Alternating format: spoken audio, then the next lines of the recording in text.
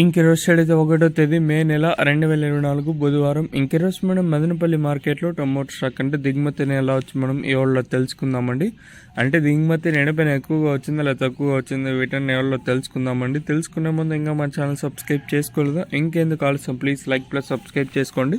ఇంకా channel subscribe చేసుకోకుండా అలాగే ఈ వీడియోని లైక్ చేయకుండా చూస్తుంటే వెంటనే లైక్ ప్లస్ సబ్స్క్రైబ్ చేసుకోండి. ఇంకా విషయానికి వస్తే తెలిసిండే కదా, మదనపల్లి మార్కెట్లో సుమారుగా 29 మండీలు ఇంకా 31, 32, 33 ఇలా అయితే ఉన్నాయి. ప్రస్తుతానికి అయితే కేవలం కొన్ని మండీలకు మాత్రమే దిగుమతులు అయితే వస్తున్నాయి. దిగుమతుల గురించి మాట్లాడుకోవాల్సి వస్తే దిగుమతులు నిన్న పైన మళ్ళీ దిగుమతి అయితే పెరిగింది. ఈవెన్ టీవీఎస్ మండీ లైన్ అంతా చూసుకుని కూడా నేనుతో పోల్చుకున్నట్టయితే దిగుమతి అయితే పెరిగింది.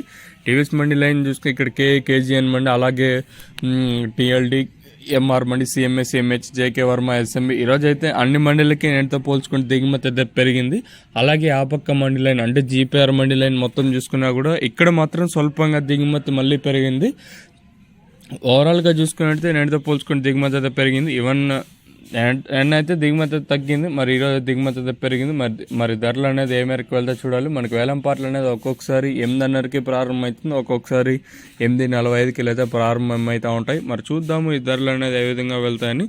ఓవరాల్గా చూసుకున్నట్టయితే నేనుతో పోల్చుకుంటే దిగుమతి అయితే పెరిగింది. ఈవెన్ అంగళ మార్కెట్ తీసుకున్నా నేనైతే దిగుమతి పెరిగింది. అలాగే ఈరోజు మనం మదనపల్లి మార్కెట్ తీసుకున్న దిగుమతి అయితే పెరిగింది. మరి ధరలు అనేది ఏ మేరకు వెళ్తే చూడాలి.